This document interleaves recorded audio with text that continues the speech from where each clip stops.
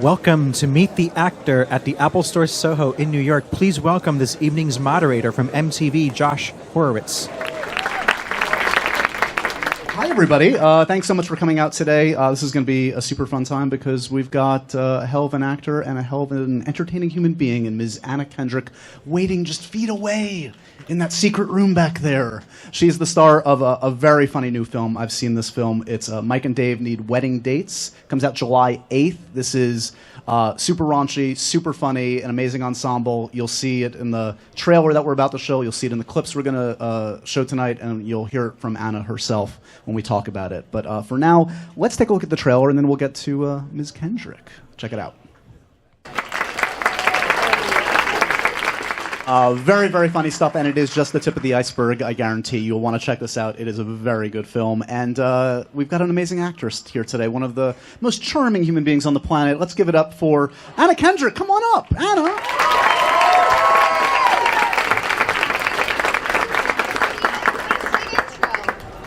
I hear classy and charming, and I'm like, that's me. I'm going. When you see that trailer, this movie is nothing but class. Yeah. I'm a together lady. I'm a functioning adult, and everything's going great. It's perfect for you. I don't cry myself to sleep. We're talking about the character or you? You know what, Josh? Semantics. So it might surprise some people to know that looking at that trailer, this is very loosely based on at least a germ of a true thing. Yeah, it's a true story. It's not a true story. There are real brothers who are like the biggest bros on the planet, and they really did put an ad on Craigslist for classy ladies. I think the ladies that they ended up going with were like nice girls, and we are not. We are out to ruin lives and burn cities to the ground. So that's my objective in the movie, is to ruin Zac Efron's life. Do you use a... And in real life, too. I was going to say, so this is, as you allude to, this is a different character than I feel like you've ever played by a long shot. Yeah, she's such an idiot. I love her so much. She's so stupid. Everything she does is like with such good intentions, and she's but what I love about this is like in the script, when there's a scene where my character buys an erotic massage for the bride, and I just assumed, okay, this is going to backfire, like the bride is going to be grossed out and angry, and that's not what happened at all. The bride is super into it. Like, Kumail rubs her butt, and it's great, and it's sort of like backfires eventually. It's like she's making all these terrible decisions, and it just goes well enough for a while. Like, she's Mr. Magoo, and like the anvils are just not quite hitting her, but then it all kind of blows up. It's so great. Do you feel you share much in common with her? Did you base her on anyone you know? I mean, is it all imagination or what? Just empty your brain when you're playing her? What are you doing? I think there's a little Alice in everyone. She is just a little broken. She was left at the altar. She changes her hair a lot. She drinks a lot. She also, and there's some of this in the movie, but when we shot it, there was a lot more, and there's going to be like so much bonus footage for this movie. We could make 2 movies right now. But I pitched the idea to Jake that, because my character has a thing for Zac Efron, and like we're sort of, dating or whatever you want to call it during this movie, and I just wanted her to be filled with sexual rage for him. Like, she loves him so much, she's so into him and thinks he's so great, and she just wants to shove a sock in his mouth and bend him over. And so that's like the vibe that I was going for. I'm not sure where that came from exactly, but I just knew that is what a nice girl would want to do to someone like Zac Efron. I'm sure he has that experience with many just people. like dress him up in black lingerie and watch him clean her house. It's just right. I look forward to the extras. Yeah.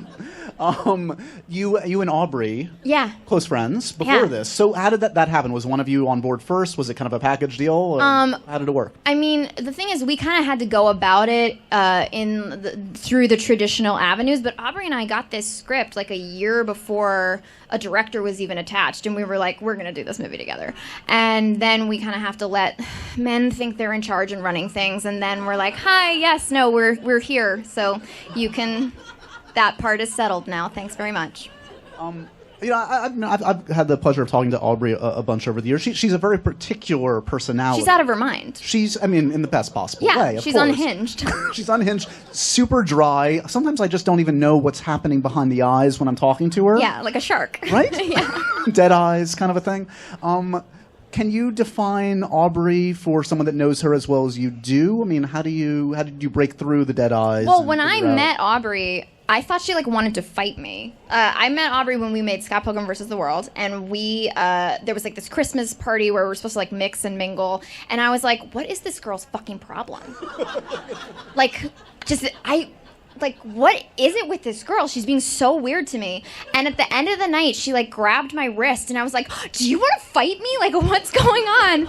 And she grabbed my wrist, and she pulled me awkwardly close to her, and she was like, so are we best friends now or what? And I was like, oh, you're crazy. Oh, okay. She doesn't have a problem with me. She's just out of her mind. Yeah. She in the relationship in the film, does it mirror at all your relationship in life? She's kind of the alpha in this film. She's kind of the really unstable, scary one. She pushes me to do things that are not great decisions. Yeah. She texted me one night and she was like, do you want to go to Mexico tomorrow? And I was like, okay. Yeah, okay. And it ended up being actually weirdly romantic because we didn't do a lot of research, so we ended up at this resort that was obviously for couples. And we were like, okay, I guess we're just gonna get stoned in the hot tub. I don't know what we do here. Moving on to Mr. Efron. Yeah. A wonderful guy. How sweet is guy. he? Relatively in decent shape. Right. In between each take, is he just doing push-ups and eating chicken breasts? What's he doing? Literally, he gets in the tricep push, the one that's harder, the one that I can't do at all, even in the girl position, where it's not this, it's like this, you're doing those. So he'll do a bunch of those, really angrily and really fast, and then he'll just hover, an inch above the ground, like he's a monk or something. And it looks so easy. It's alarming. And we were sad because this was almost going to be the movie that he didn't take his shirt off at all. And then suddenly the producers were like, wait, you don't take... No. So there is a scene where he gives me his shirt. So I get naked and he gives me his shirt, basically so we can get Zach's torso in the movie. You don't need to focus group that. We know this is what sells. What people need in life. Yeah, the dildo jokes don't translate very well, but Zac Efron translates shirtless. all languages. Yeah. You don't know languages needed. Because it's an R-rated comedy, and I know there's a fair amount of improv involved, does it feel like when you're allowed a take where you can say anything, it's almost too much freedom? I don't know who I was by the end of this movie. I was like, I can't call my parents right now. I will say something about balls, and I don't need to do that. When the real Mike and Dave, who put the Craigslist ad on, came, they were too tall and attractive for my tastes for anybody to look like that. I don't care for it. So they're across this hotel lobby, and the director was like, oh yeah, that's the real Mike and Dave Stangl. And across a crowded hotel lobby, I was like, get your dicks out. And that's not the way I behave normally. So, and they didn't. So they're supposed to be the wild and crazy guys. But there is legitimately stuff in this movie that I don't remember doing. I lost my mind by the end of it, and it's so improv heavy that I'm there's a thing where I'm talking about blimps, and I don't remember any of it. It's I blacked out. Also, sunstroke is a real thing, and my body, I don't know if you can tell by looking at me, but really not built for sun and surf. Really, that island wanted to kill me. Let's take a look at a clip. Okay, great. Shall we? Mike and Dave need wedding dates. Very little memory of that happening. I was going to say, so memory of a scene like that, what percentage of that is scripted? How many different versions of that? In fairness, I do remember just trying to think of what terms I know about hedge funds, because doing research is sort of counterproductive because she's not supposed to know. And I was like, I think she's dumber than me, but on this particular subject, I'm pretty dumb. So I just tried to think of all the terms I could think of, and then when I came up with the Bernie Mac and then deal, I was pretty proud of myself for that. But yeah, I I don't even know. I mean, the UN obviously is not, but is NASDAQ in the right ballpark? I was like, but why bother researching it? Because it's better if it's all wrong. You also, as you can see from the trailer, guys, you can see this is shot in a beautiful location, Oahu. Yeah, very nice.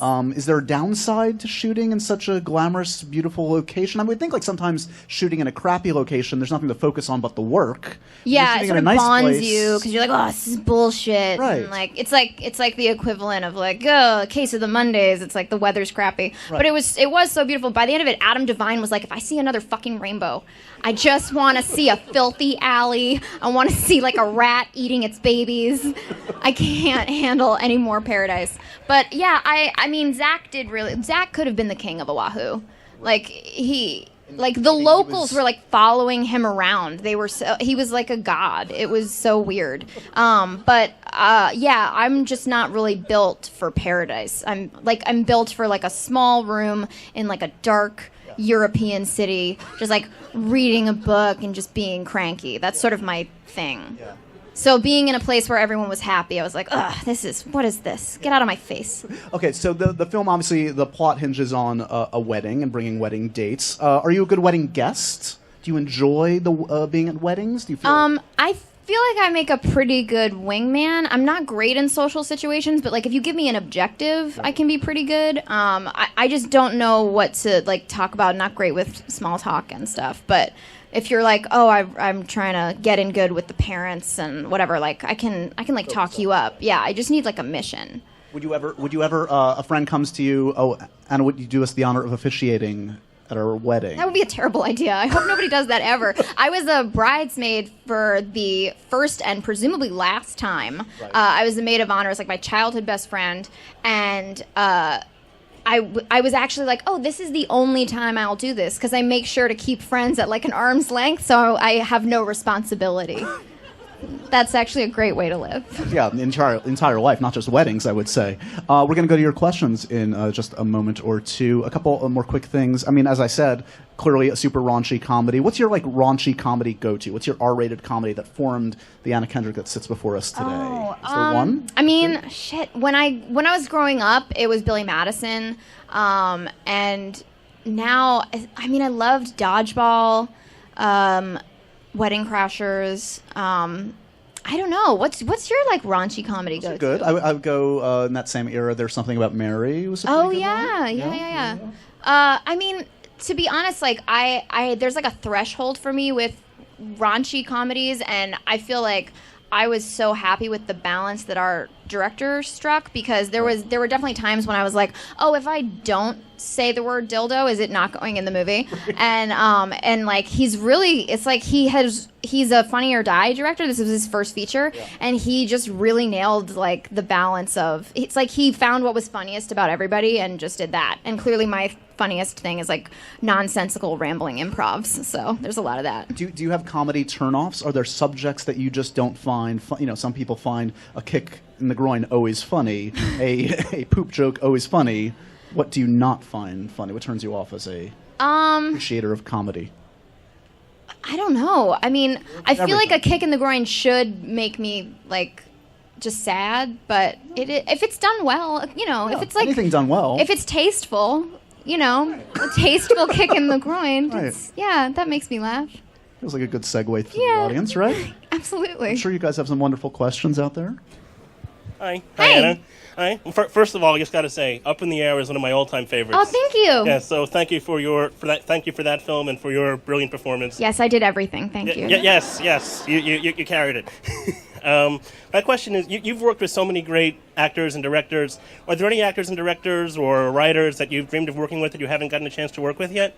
Lots. But I feel like it's always like embarrassing to say like that you want to work with someone because then if you meet them, you're like, yeah, hi, I'm that fangirl. But if we're in like hypothetical imagination land, if I could work with like 70s Harrison Ford, that would be so great. Just like free love era, younger Harrison Ford. That's my dream. That's really my dream every night.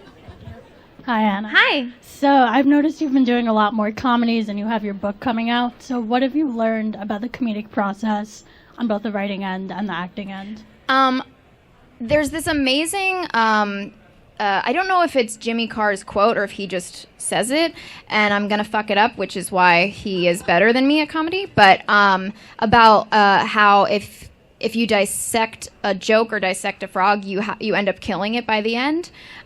So I do feel like in writing the book, I feel like I've seen too far behind the curtain, and I need to like experience some like heavy drama and read like some really sad novels so that I can enjoy comedy again, because I do feel like I have seen how the sausage is made, and that's a little weird. And Adam has the same thing where he like feels like he can't watch comedy movies because he writes Workaholics. So what I'm saying is I've killed my own joy. But I don't know. I do feel like I learned that I am not the kind of person who can say like a joke needs to go here and then come up with it. It just like either comes to me or it doesn't, because I'm not one of those people that can like just create a joke if need be, which is why I would be a terrible staff writer on a comedy show. So. Hi, Anna. Hi. I'm currently studying acting. Awesome. And one of my questions is, based on the craft, if you could go back and give yourself advice that you did not have, that you kind of wish you had now, what would that advice be? For me, and I don't know anybody else's experience, but for me, I would say, like, in terms of the audition process, I would say, like, if I could tell myself, like, slow down on all that stuff that you're blowing through and don't make such a meal out of the stuff that you think is important. And, you know, just try to make a choice that you think that someone else isn't going to make.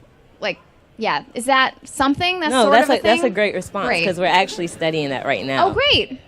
I helped. I did something good today. Thank you. Oh. Yeah, I just wanted to know, because you have like such a fun personality and like you seem super outgoing. Oh, he's a plant. So like, what would you be doing if you weren't acting? Like, would it be something where like you're involved with people, or just in general? Like, what would I don't like people. I would want to bake, because I don't get to make anything. Like, I know this is like an oversimplification, but like you don't like make anything, and it feels weird. Like, as a human being, it feels like you should be like creating something tangible. And I really liked baking because it was like an easy way to spend a couple hours and then have something that you could hold in your hand and that got you attention and validation, which is another thing I like a lot. So many life lessons today from Anna Kendrick, and more to come in the book. Didn't I tell you she was classy, guys? Anna Kendrick, Mike and Dave, This is so Wedding much fun. Dates. Check it out July 8th. Thanks, Anna.